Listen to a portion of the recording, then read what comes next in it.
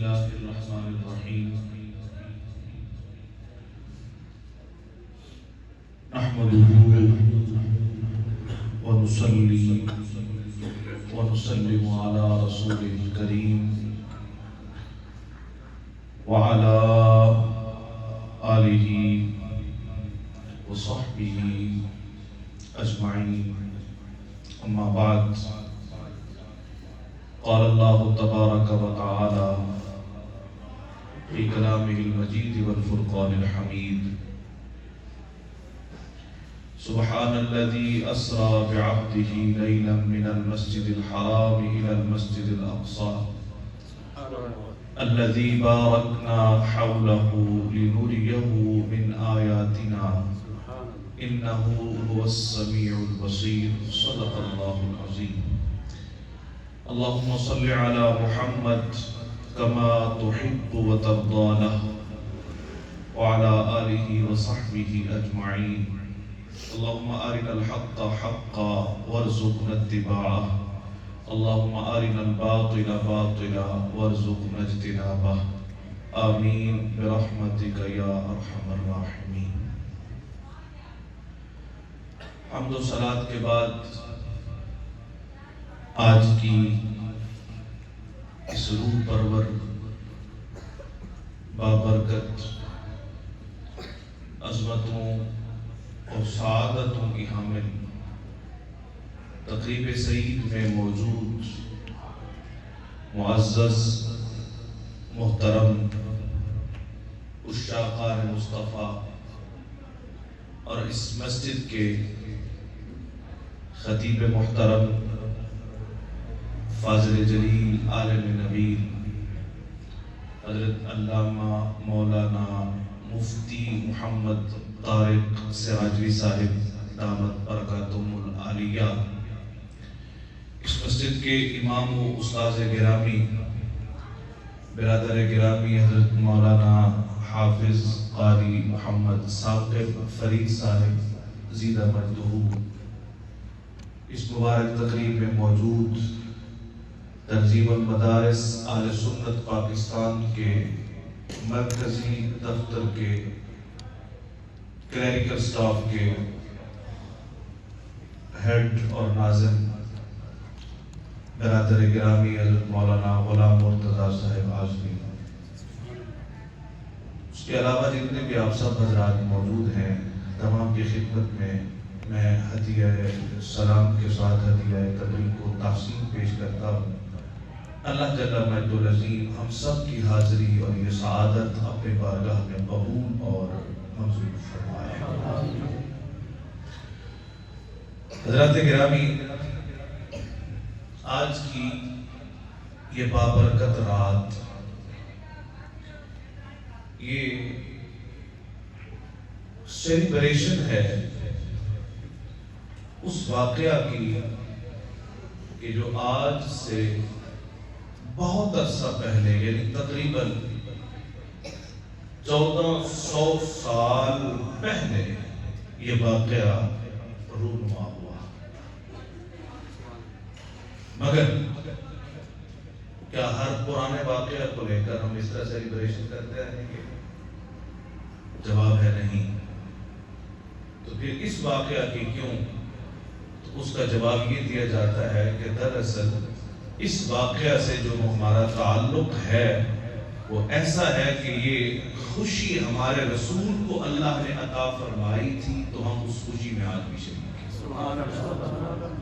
ہم دیکھتے ہیں جہاں ایک تعلق ہوتا ہے، دوستی ہوتی ہے، سم ٹائم بندہ کسی کو سرپرائز دینے کے لیے کسی کی بچے کی سالگرہ پر بندہ گفٹ لے کے اچانک پہنچ جاتا ہے. وہ دیکھتا ہے، حیران ہوتا ہے کہ یہ بندہ پہنچ گیا، تو اس کو خوشی ہوتی ہے کہ یہ میری خوشی بھی شریک ہے.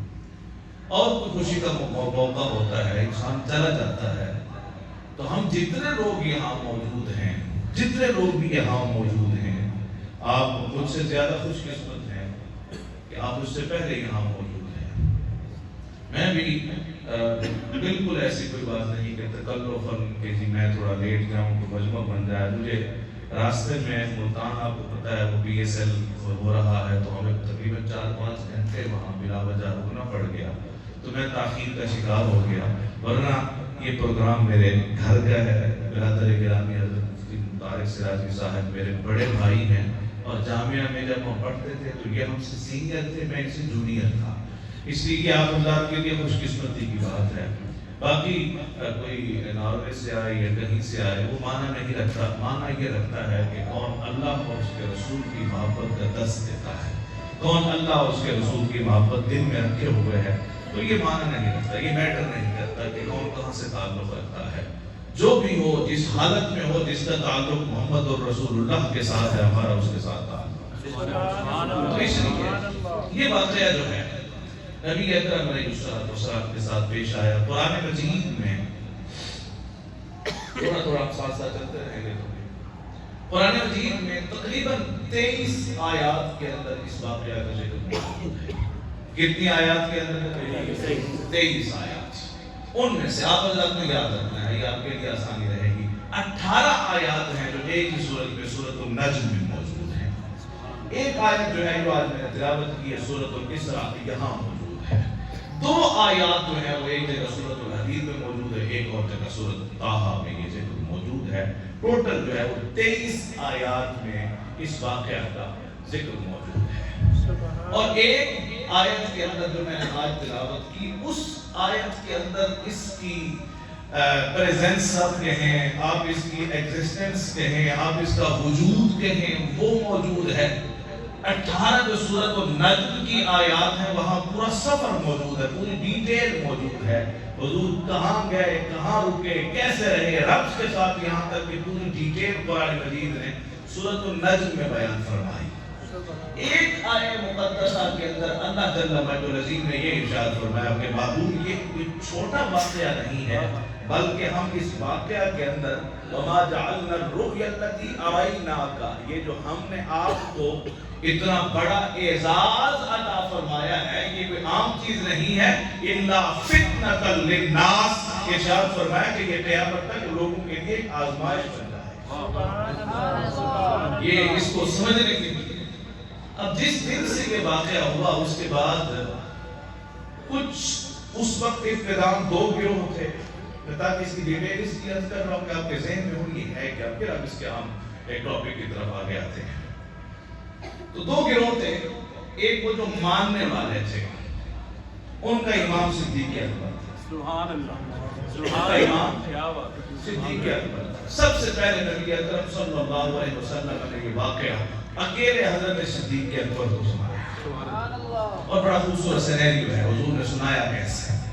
بندہ مومن جب حضور کی بات آتی ہے، بات اتھینٹک ہو، کرنے والا ذمہ دار ہو، تو پھر مومن حضور کی بات پر سوالیہ نشان نہیں ڈالتا، وہ مان لیتا ہے کہ کیونکہ میرے حضور کا فرمان ہے سو بات ختم۔ دوسری اس کی سچویشن یہ تھی کہ کچھ لوگ تھے جو نے انکار کیا۔ اب کچھ عرصے سے اس کی سچویشن تھوڑی ڈیفرنٹ ہے۔ اب ماننے والوں میں 2 طبقات موجود ہیں، 2 گروہ ہیں۔ ایک کہتا ہے کہ یہ واقعہ ہوا ہے مگر خواب کے اندر، دوسرا کہتا ہے کہ یہ واقعہ جسمانی طور پر ہوا ہے، اور میری تھنکنگ اہل سنت و جماعت کی جو ہماری تھنکنگ ہے وہ سیکنڈ ہے کہ یہ واقعہ جسم کے ساتھ ہوا ہے۔ فار ایگزامپل خواب ہی کہہ دیا جائے تو اس کی بغت کوئی نہیں رہے گی، یہ ڈی ویلیو ہو جائے گا واقعہ اگر اس کو صرف خواب کہہ دیا جائے تو، اس لیے کہ خواب میں تو کوئی بندہ جتنے مرضی خواب دیکھتا رہے۔ کل کوئی بندہ کھڑے ہو کے کہہ دی رات میں نے خواب دیکھ کر میں وزیر اعظم پاکستان بن گیا، تو اس کی تصدیق کوئی نہیں کرے گا، ہاتھ سے لوگ گزر جائیں گے۔ اس کا مطلب ہے کہ واقعہ جسم کے ساتھ ہے، حقیقت سے تعلق رکھتا ہے، تو کسی نے انکار کیا نا، ورنہ خوابوں کا کون انکار کر سکتا ہے؟ کسی نے کیا خبر کون سا خواب دیکھا ہو، ہمارے تو علم میں نہیں ہو سکتا۔ اس لیے یہ واقعہ نبی رحمت علیہ السلام کی مبارک جسم سے تعلق رکھتا ہے۔ یہاں تک ہم پہنچے، پھر ہمارے سامنے ایک چیز آئی کہ اس واقعہ کے 3 مختلف کیٹیگریاں ہیں، 3 ڈیفرنٹ کیٹیگریز اس واقعہ کی ہیں۔ پہلی کیٹیگری وہ ہے کہ جس کو قرآن مجید نے اس آیت مقدسہ میں جو میں نے آپ کے سامنے تلاوت کی بیان کیا، وہ مسجد حرام سے مسجد اقصی، مسجد حرام سے مسجد اقصی، دوسرا مسجد اقصی سے سدرۃ المنتہا، تیسرا سدرۃ المنتہا سے لامکان۔ یہ تین حصے ہیں، تین اس کے سٹیپس ہیں، تین کیٹیگریاں ہیں جو الگ الگ طریقوں سے اللہ جل مجدہ العظیم نے قرآن مجید کے اندر بیان فرمائی ہے۔ اللہ رب العزت نے ارشاد کیا، یہ میں تھوڑی سی وہ رکھی ہے آپ کے سامنے، اس کی بیک گراؤنڈ کہ یہ کیا ہے، کیسے ہوا، اس کی سچویشن کیا تھی۔ آخری بات جو ہے وہ کیا ہے کہ یہ اللہ رب العزت نے معراج کئی انبیاء کرام کو، معراج کئی انبیاء کرام کو، جن میں قرآن مجید میں ہے وَكَذَلِكَ نُرِي إِبْرَاهِيمَ مَلَكُوتَ السَّمَاوَاتِ وَالْأَرْضِ، 7واں سپارہ ہے کہ ہم نے حضرت ابراہیم کو زمین و آسمان کے تمام تر جتنے معاملات تھے وہ دکھا دیے۔ مفسرین کرام نے لکھا ہے کہ جناب ابراہیم بیت المقدس میں یا بیت اللہ شریف میں موجود تھے، اللہ جل مجدہ العظیم نے اچانک زمین و آسمان کے پردے ہٹا دیے، حضرت ابراہیم نے پوری کائنات کا مشاہدہ فرمایا، تو اللہ جل مجدہ العظیم نے حضرت ابراہیم کو سارا کچھ دکھانے کے بعد ارشاد فرمایا ابراہیم یہ میری نشانیاں ہیں، اور آگے قرآن نے کہا وَلِيَكُونَ مِنَ الْمُوقِنِينَ، تاکہ آپ کو رب کے ہونے پر، اپنے نبی ہونے پر ایسا یقین میسر آئے کہ آپ دوسروں کی راہبری اور رہنمائی کرتے رہیں۔ یہ حضرت ابراہیم کی معراج لکھی علماء نے، مفسرین۔ حضرت موسیٰ کی معراج کا ذکر ہے کہ اللہ جل مجدہ العظیم نے اپنی تجلی ان پر فرمائی، ان کی معراج کا ذکر یوں کر دیا۔ حضرت آدم کی معراج کا ذکر موجود قرآن مجید میں، حضرت یونس کی معراج کا ذکر قرآن مجید میں، تقریباً جتنے انبیاء کرام کے اسماء گرامی قرآن مجید میں موجود ہیں، ان میں سے ہر ایک کا کوئی نہ کوئی کلائمیکس قرآن میں بیان فرمایا، اور اسی کو معراج کہا جاتا ہے۔ مگر رسول اللہ صلی اللہ علیہ وسلم کی جب باری آئی تو پھر قرآن نے صرف اس کے کلائمیکس کا خیال نہیں رکھا، بلکہ یہ دو تین چیزیں جمع ہوئی تو یہ واقعہ معراج النبی جس کو کہا جاتا ہے، اللہ جل مجدہ العظیم نے پھر یہ حکم پذیر ہوا رب کے فضل سے۔ ایک تو یہ ہوا کہ حضور علیہ السلام کی حدیث ہے، دیکھیے آج ہمیں چھوٹی چھوٹی تکلیفیں پہنچتی ہیں تو ہم پریشان ہو جاتے ہیں، کوئی پریشانی آ جاتی ہے، کبھی ذہنی طور پر، کبھی جسمانی طور پر، کبھی مالی طور پر، کبھی اولاد کی، کبھی گھر کی، یہ ساری پریشانیاں ہیں، یہ ساری آزمائشیں ہیں۔ اس کو ہم کبھی یہ بڑا مشکل ہو جاتا ہے، اتنا آسان نہیں ہوتا۔ سم ٹائم ہم بہت زیادہ تکلیف کا اظہار کرتے ہیں۔ ایک بات کو ذرا غور کیجیے کہ یہ میرے لیے کہیں فائدہ مند تو نہیں ہے۔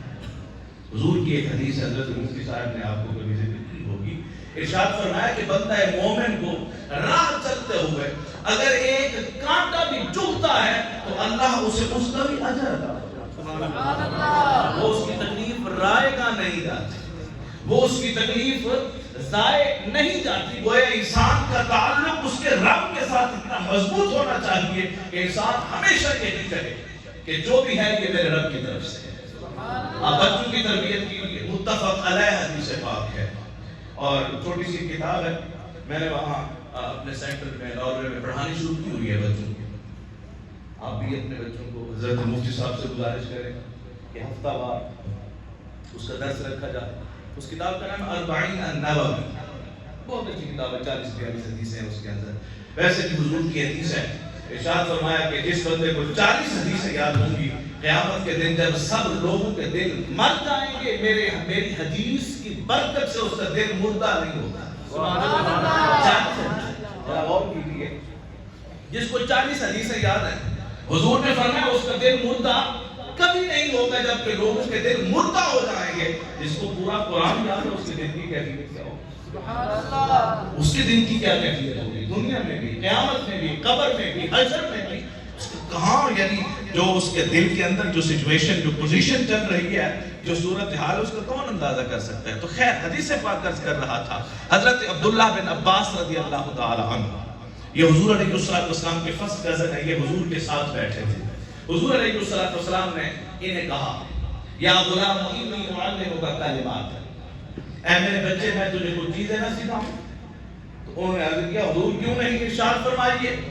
انہیں حضور علیہ السلام نے چند ایک چیزیں سکھائیں، جن میں سے ایک چیز یہ تھی، حضور نے فرمایا اس بات کا تصور ذہن میں رکھ، وَلَا بِالْدَمْعَةِ حدیث پاک کے لفظ ہیں. حضور نے فرمایا کہ اگر پوری امت اس بات پر جمع ہو جائے علی ان یضروک بشیء کہ وہ تمہیں کوئی تکلیف دے، اس بات کا خیال رکھنا، لم یضروک بشیء الا كتبه اللہ لك، وہ تجھے کوئی بھی تکلیف نہیں پہنچا سکتے ہاں مگر جو تیرے رب نے تیرے مقدر میں لکھ دی. سبحان اللہ. انسان کے ذہن میں رکھ لے کوئی آزمائش مجھے آئی ہے، کوئی امتحان مجھ پہ آیا ہے، تو بندہ کہے چلو میرے رب کی اتنی مرضی کو کتنی کو تسلی ہو جائے گی. سبحان اللہ. تو میرا خیال ہے ضروری صاحب کا یا شاید حضرت خواجہ غلام فرید کا شعر ہے کہ جے میرا یعنی اردو میں اس کو عرض کر دیتا ہوں کہ اگر میرا سونا، میرا ماہی، میرا محبوب میرا دل پر میرے دکھوں میں راضی ہے تو میں نے سکوں کو چولہے میں ڈالنا ہے. کبھی یوں بھی تو مجھ سے راضی ہو سکتا ہے، کبھی انسان تکالیف میں بھی رب کے کتنا قریب ہو سکتا ہے، یہ تو ہم کبھی نہیں سوچتے. اور جو عرض کر رہا تھا تکلیف ہوتی ہے انسان کو. نبی اکرم علیہ السلام کی ایک حدیث ہے، حضور نے ارشاد فرمایا کہ جتنی تکلیفیں، جتنی آزمائشیں، جتنے امتحان اللہ جل مجدہ العظیم نے جمیع انبیاء کرام کو عطا فرمائے ہیں، ان تمام کے برابر اکیلے مجھ محمد کو عطا فرمائے. سبحان اللہ. اکیلے وہ بندہ تکلیفوں کا اندازہ کر سکتا کتنی تکلیفیں نبی اکرم علیہ السلام کو اللہ ہے. یہاں تک کہ ایک مرتبہ سید عائشہ سے روایت ہے، صحابہ کرام سے روایت ہے کہ حضور آپ اپنے لیے دعا کیوں نہیں مانگتے؟ حضور آپ اپنے لیے دعا کیوں نہیں مانگتے؟ تو ارشاد فرمایا کہ میں اپنے رب سے دنیا نہیں مانگتا. حضور تو کیا حضور ہے نا. حضرت عمر فاروق کا جگر گوشہ جانشین شہزادہ عبداللہ بن عمر ان کے بیٹے ہیں، وہ کعبۃ اللہ کا طواف کر رہے تھے. دیکھیے نا ہم رب سے دعا کرتے ہیں، دعا کرتے ہوئے کبھی کوئی دعا کرتے ہیں، کبھی کوئی دعا کرتے ہیں، کبھی کوئی دعا کرتے ہیں. اور اگر کبھی اپنی دعاؤں کو میں آپ سارے اس میں برابر کے شریک ہیں، ہم کمپیریٹیولی دیکھیں کہ کتنی دعائیں ہم نے دنیا کے متعلق کی ہیں اور کتنی دعائیں ہم نے آخرت کے متعلق کی ہیں، تو مجھے اندازہ ہو جائے گا میں چاہتا کیا. وہ ہے نا صابر صدیقی کا کہ مانگا بھی تو کیا ایک قطرہ چشم انتفاع، ساغر تیرے سوال پہ ہم رقص کرتے ہیں. کہ میں نے کیا مانگا ہے آج تک اپنے رب سے؟ دنیا، گاڑی. وہ بھی اشفاق صاحب کہا کرتے تھے، ہم جو لاہور سے ہیں، اشفاق صاحب کا لاہور سے بڑا گہرا تعلق ہے، وہ کہا کرتے تھے کہ بندہ رب نہ دعا دے بھی راضی نہیں ہوتا. مثال کے طور پر میں یہاں سے نکلا، پروگرام تھا میرا کہ مجھے کوئی یہاں سے نکلتے ہی مجھے کوئی گاڑی مل جائے، بس مل جائے، ٹرین مل جائے، کوئی بھی چیز، اور وہ جو جاتے ہی مل جائے تو میرے منہ سے جو پہلا جملہ نکلتا ہے میں یہ نہیں کہتا کہ شکر اللہ تعالیٰ میں گاڑی لگ گئی، شکر اللہ تعالیٰ میں ٹرین پھاڑ لگی، شکر میں بس سے مل گیا. نہیں، او یار میں کوئی اور شے مانگنے لگا تو مجھے تو دے بس. یعنی بندہ اس ٹائم بھی رب سے راضی نہیں. انسان کی نفسیات ہے، نفسیات ہے انسان کی. نفسیات کا مسئلہ ہے. اس کو قرآن مجید میں کبھی اگر آپ دیکھیں نا، قرآن مجید میں تقریباً 8 مقام پر قرآن انسان کی نفسیات کو ٹچ کیا ہے. ایک مقام پر قرآن نے کہا اذا مس الشر جزوعا، جب اس کو تکلیف پہنچے یہ گڑ گڑا کے ہوتا ہے میری بارگاہ میں حاضر، یہ میری بارگاہ میں آ جاتا ہے، یہ جھک جاتا ہے. وَإِذَا مَسَّهُ الْخَيْرُ مَنُوعًا، جب اس کو کوئی میرا انعام مل جائے تو یوں اکڑتا ہے کہ اذان ہوتی رہے، یہ رب کی طرف موڑ کے دیکھتا ہی نہیں. یہ میں اپنی بات نہیں کر رہا. آپ ایک اور دوسرے مقام پہ چلے جائیے، 12ویں سپارے کے اندر، 8ویں سپارے کے اندر، 9ویں سپارے کے اندر بڑی ڈیٹیل سے قرآن نے کہا. اور یہ ایک مقام پہ قرآن نے اتنی تک بات کر دی، ارشاد فرمایا کہ جب اس کو تکلیف تھی، جب اس کو پریشانی تھی، جب کسی مصیبت میں تھا تو یہ گر گرا کر دعا کرتا تھا. جو میں نے اس کی تکلیفوں کو فلما کشفنا عنہ ضرہ، جب میں نے اس کی تکلیف کو دور کر دیا، مرنا یہ مجھ سے یوں گزر گیا کہ لم یدعنا الی ضر مسہ، گویا نہ ہی وہ تکلیف آئی تھی نہ رب کو یاد کیا. سبحان اللہ. میں یہ عمر بھولتے چلا جائے، یہ ہماری نفسیات ہے. میں یہاں دعا پیش کرتا چلوں. حضرت عباس نے حضور علیہ السلام سے پوچھا ایک مرتبہ، اچھا ہم عموماً دعا کب کرتے ہیں؟ جب ہمیں تکلیف ہو. ایسے ہی ہے نا، ذرا مجھے بخار ہو میں دعا کروں تو مجھے شفا مل جائے. میرے پاس پیسے کی کمی ہے، میں دعا کروں گا مجھے پیسہ مل جائے. میرے پاس اولاد نہیں ہے، میں دعا کروں گا اولاد ہو جائے. اولاد بگڑ گئی، میں دعا کروں گا سنور جائے. یہ مطلب کیا ہے کہ جب ایک چیز کم ہوتی ہے ہم اس پر لیول کرنے کے لیے دعا کرتے ہیں، مگر نبی رحمت علیہ السلام کا یہ کنسپٹ نہیں ہے. حضرت عباس نے حضور سے پوچھا حضور دعا کب کی جائے؟ تو حضور نے فرمایا تم خوشی میں رب کو یاد رکھا کرو، جب تمہیں تکلیف آئے گی تمہارا رب تمہیں نہیں بھولے. سورۃ طٰہٰ کی بڑی خوبصورت آیت ہے، وَمَا كَانَ رَبُّكَ نَسِيًّا، تیرا رب بھولنے والا نہیں ہے، وہ تجھے بھولے گا کبھی نہیں اگر تو خوشی میں رب کو یاد کرے گا. ہمارا معاملہ ٹوٹل ڈیفرنٹ ہو جاتا ہے. پتر کی شادی ہو گئے کہ سانو رب یاد ہے. ہاں میرے گھر میں کوئی خدا نہ خواستہ کسی کی ڈیتھ ہو جائے تو پھر مجھے رب یاد آتا ہے. تو یہ انداز تو نہیں ہے. حضور نے فرمایا خوشی میں رب کو یاد کرو، رب تمہیں تکلیف میں یاد کرے گا جب تمہیں خوشی کے. تو یہ تصور ہمیں قرآن نے دیا ہے، دین نے دیا، ہمارے مذہب نے دیا. تو آج ہم خوشی کے موقع پر رسول اللہ صلی اللہ علیہ وسلم کی اس خوشی کو یاد کر رہے ہیں. خیر بات کا دوسرا، میں واپس اسی بات پہ آتا ہوں جو معراج کی بات ہم نے شروع کی تھی. تو بات دور چلی گئی وہ دعا پر اور پھر انسانی تکلیف پر. تو نبی پاک صلی اللہ علیہ وسلم نے کیا فرمایا کہ جتنی تکلیفیں اللہ جل مجدہ العظیم نے اتنے انبیاء کرام کو عطا فرمائی ہیں اتنی اکیلے مجھے. بلکہ طبرانی شریف میں حدیث پاک ہے معجم الکبیر کے حوالے سے ارشاد فرمایا کہ روز قیامت ایک بندہ اللہ کی بارگاہ میں جائے گا. اللہ جل مجدہ العظیم فرشتوں سے فرمائے گا پروسیس ہے کہ ایسے ہوگا ایسے ہوگا ایسے ہوگا، یہاں تک کہ اللہ جل مجدہ العظیم ارشاد فرمائے گا تم میرے اس بندے کو جنت میں بھیج دو. فرشتے حکم کی تعمیل کریں گے کہ وہ فرشتے ہیں وَيَفْعَلُونَ مَا يُؤْمَرُونَ، ان کی کیٹیگری ہے، ان کا طریقہ کار ہے کہ جو رب کہتا ہے وہ کرتے ہیں. اب یہ بندہ اللہ سے سوال کرے گا کہ یا اللہ مجھے کس نیکی پہ بخشا گیا؟ میری نیکی تو ہے کوئی، کس نیکی پہ مجھے بخش دیا گیا؟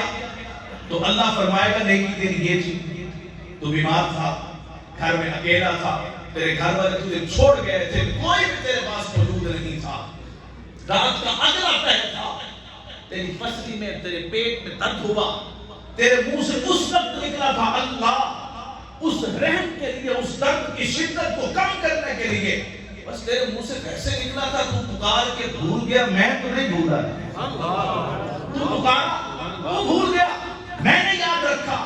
آج تو میرے پاس آیا ہے، تجھے ضرورت پیش آئی ہے، میں نے کہا چلو اس نے پکارا تب تھا پوری آج کر دیتے ہیں، تب پکارا تھا تو آج پوری کیے دیتے ہیں. اس لیے کہ رب کا در ہے نا، اس در پہ تو بندہ دعا کرنے کے لیے آئے تو صحیح. دعا کرنے کا طریقہ کار تو آنا چاہیے. ہم خصوصاً یہ جو ہمارے ایشیائی سسٹم ہے نا، افغانستان، پاکستان، انڈیا، ہم دعا کرنے میں ذرا سست ہیں.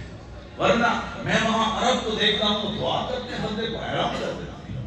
اور کبھی کبھی تو حضور بھی شاباش کیا کرتے تو بندہ دعا کرتا تھا. حضور دعا کرنے کا کسی کا انداز پسند آتا.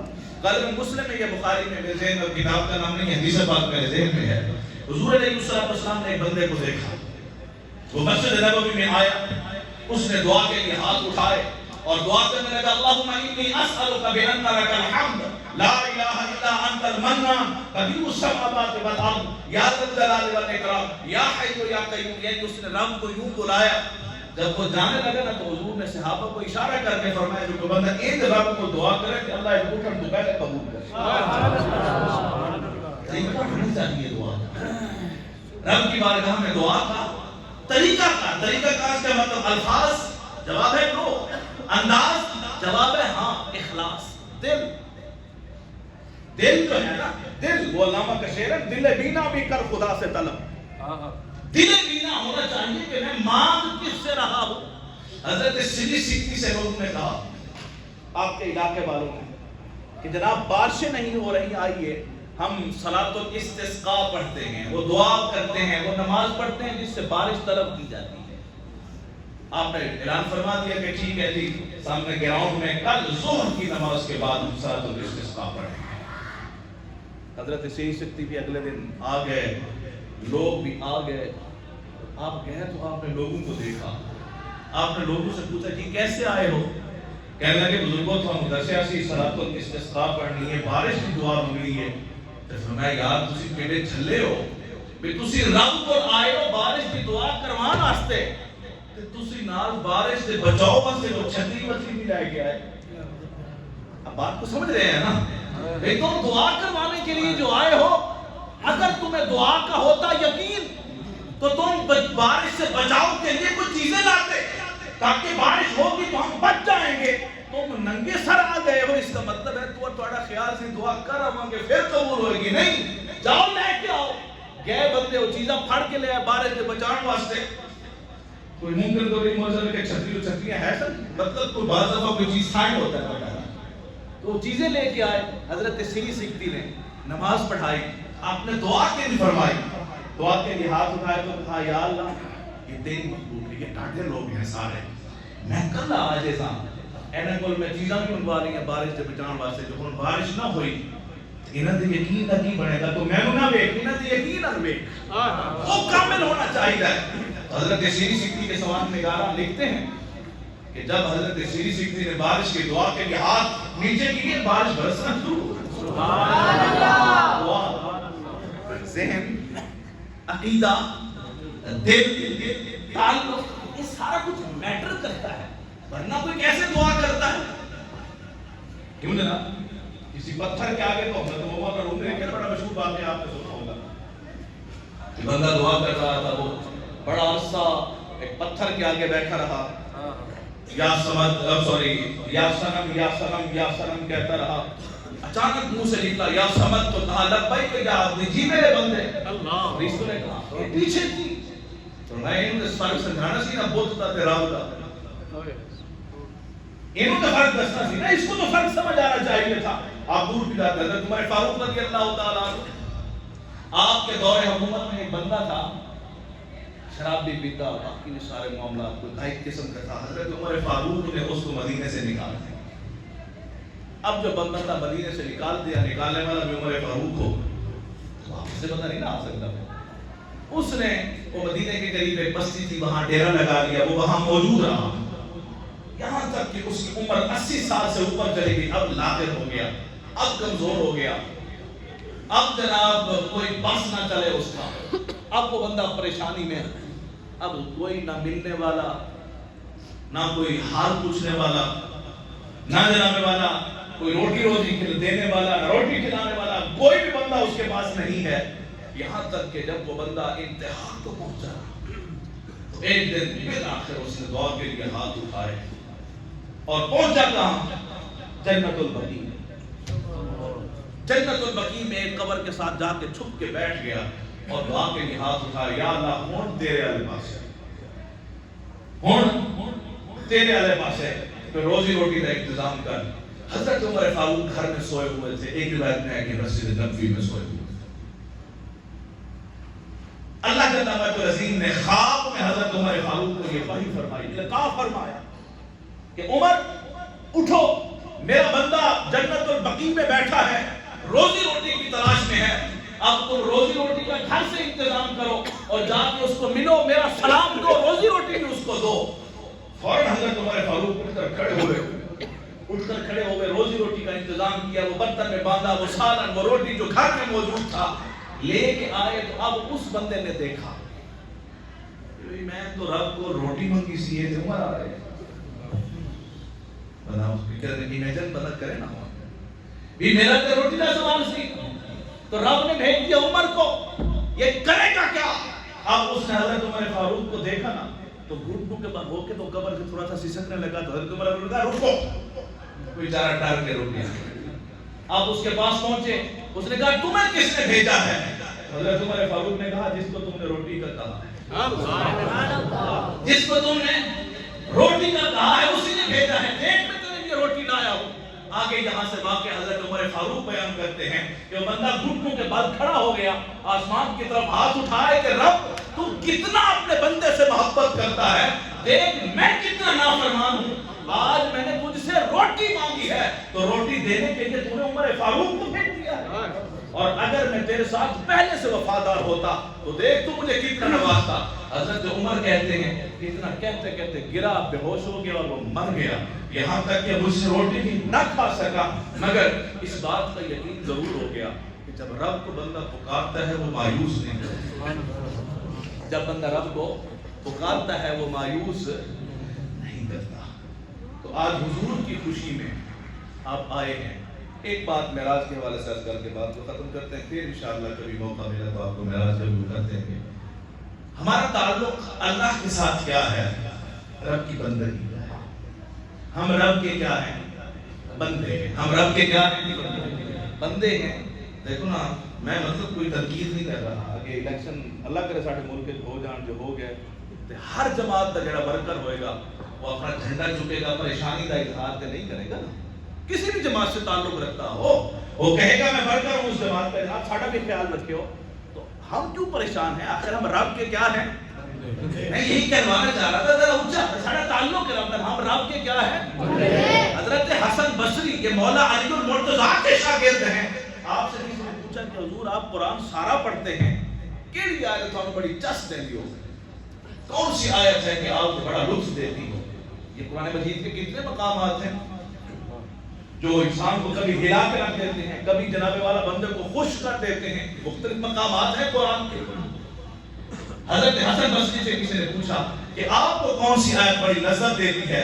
اور میں کہ جب مجھے میرا رب نہ میرا بندہ کہہ کے بلاتا ہے تو میں خوشی سے پوچھتا اللہ نے مجھے اپنا بندہ کہا ہے۔ حسن بصری ہے، آپ اس سے آگے کے سٹیٹس پہ آئیے۔ نبی رحمت علیہ السلام جب شب معراج کو رب کے حضور پہنچے، امام راضی نے تفسیر کبیر میں لکھا کہ اللہ رب العزت نے نبی اکرم علیہ السلام سے سوال پوچھا، بما اشرفک یا محمد، محبوب آج بتائیے آج آپ کو کون سا لقب دیا جائے، آج آپ کو کیسے کہہ کے بلایا جائے؟ آپ دنیا میں تھے، ہم نے آپ کو یا ایھا المزمل بھی کہا، آپ نے چادر اوڑھی، ہم نے یا ایھا المزمل کہہ دیا، ہم نے کبھی آپ کو یا ایھا المدثر کہہ دیا، ہم نے آپ کو والضحیٰ کہہ دیا، ہم نے واللیل اذا سجا بھی کہہ دیا، الم نشرح لک صدرک بھی کہہ دیا، ہم نے طٰہٰ ما انزلنا علیک القرآن بھی کہہ دیا۔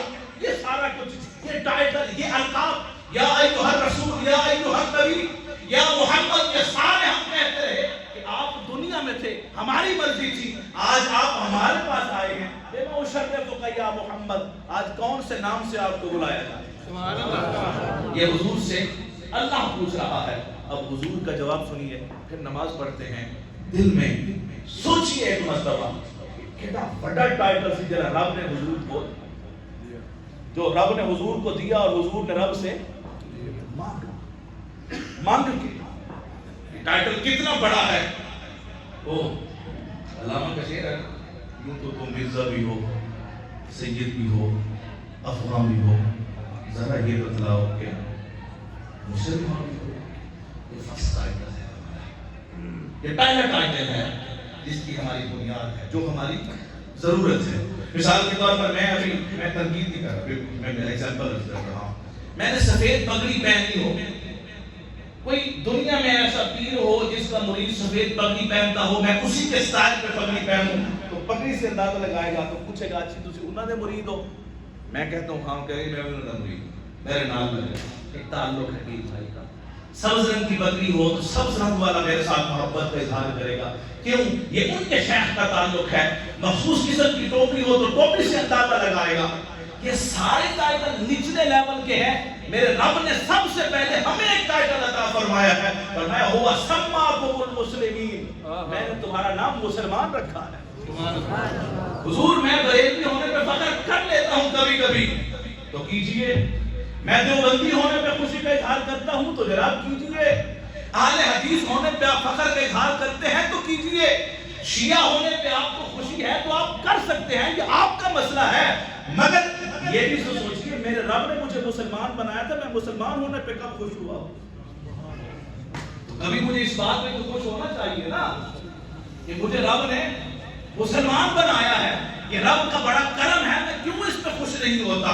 جب مجھے یہ سمجھ آ جائے گی کہ رب کے مسلمان ہونے پہ میں خوش ہوں، پھر مجھے اس پہ بھی خوشی ہو کہ رب نے مجھے اپنا بندہ بنایا، سبحان اللہ، جھکنے والا بنایا ہے مجھے میرے رب نے۔ جہاں حضرت سائیں توکل صاحب امباری اور داتا صاحب کا مشترکہ قول ہے، کاشف موجود حضرت داتا صاحب نے بھی یہ لکھا ہے کہ اگر کوئی بندہ کبھی نماز نہیں پڑھ سکتا تو اس کو وقت کا رونا نہیں رونا چاہیے، اس کو یہ نہیں کہنا چاہیے کہ میں مصروف تھا کہ میں ادھر نہیں آ سکا، اس کو مقدر پہ رونا چاہیے کہ کیڑی غلطی ہوئی ہے کہ رب نے میں اپنے در پہ آنے دیا، کیا ہوا ہے آخر مجھ سے۔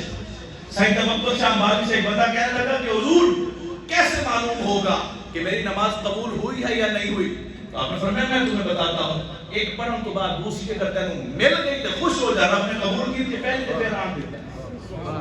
اس لیے جو بندے دن میں 5 مرتبہ رب کی بارگاہ میں آتے ہیں ان کے لیے مبارک ہے کہ رب کو گوارا ہے تو وہ آنے دیتے ہیں، رب کو گوارا ہے تو وہ آنے دیتے ہیں۔ خیر بات عرض کر رہا تھا کہ نبی اکرم علیہ السلام نے اللہ جل وعلا نے حضور سے پوچھا بما اشرف یا محمد، اے محمد آج ارشاد فرمائیے، آج بتائیے، آج مانگیے کون سا ایسا لقب اور ٹائٹل ہونا چاہیے جو آج آپ کو عطا فرمایا جائے۔ یہ شب معراج ہے، یہ رب کی قربتوں کے معاملات ہیں۔ تو نبی اکرم علیہ السلام نے ارشاد فرمایا بنسبتی الیکا، اللہ تیری نسبت سے اگر میں کوئی چیز مانگتا ہوں یا چاہتا ہوں، کوئی آرزو رکھتا ہوں، کوئی تمنا رکھتا ہوں، کوئی طلب رکھتا ہوں، تو آج مجھے بنسبتی الیک بالعبودیہ، تو آج مجھے اپنا بندہ کہہ دے، یہی میرے لیے کافی۔ سبحان اللہ۔ تو پھر قرآن نے کہا اسرا بعبدہ، ہم نے اپنے بندے کو سیر کروائی۔ یہاں نہیں، قرآن نے اور بھی 4 مقامات سورۃ بقرہ شریف میں قرآن کی بات یہی تو اللہ کو حضور نے اپنا بندہ کہا، جناب سورۃ الکہف میں اپنا بندہ کہا، سورۃ فرقان میں اپنا بندہ کہا، تو اپنا بندہ رب نے حضور کے صدقے ہمیں بھی کہا۔ اللہ ہمارا حامی و ناصر ہو، وآخر دعوانا الحمدللہ۔